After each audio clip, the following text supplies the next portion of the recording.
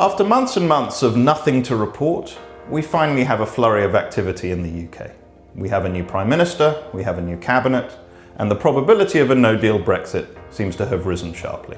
There's an old line that says that politicians campaign in poetry but govern in prose. We can certainly say that Boris Johnson campaigned in poetry, but so far he seems to be doing the same thing in government. Now, some of that is clearly for the benefit of his domestic audience, and also perhaps for the audience in the European Union.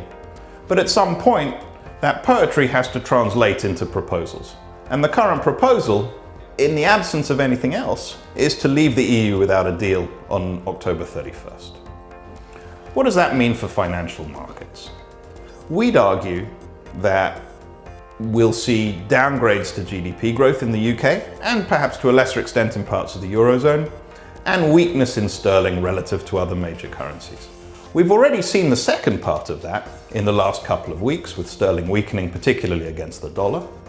And we'd argue that over the last couple of years, the uncertainty around Brexit generally, even though nothing has yet changed, has had an impact particularly on business sentiment and business investment. Now that varies by sector. There are clearly some sectors that will be very significantly impacted and some that see less relevance. But overall, we'd argue, the trend is down. Now, from a market's perspective, there are a couple of implications. From the perspective of UK equities, the FTSE 100, the large cap index, has a very global exposure.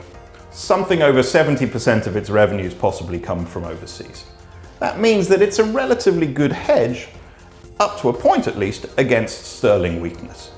The mid-cap space, middle-sized companies that are listed, those are a bit more domestically focused. And we'd argue it's there that you see perhaps greater risk to earnings, to corporate profitability, and perhaps to valuations.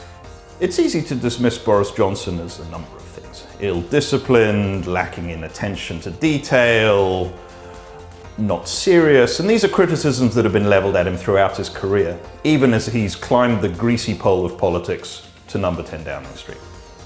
We should also remember, though, firstly, that he's had significant staying power in the face of a number of setbacks over the years, and secondly, he's not alone.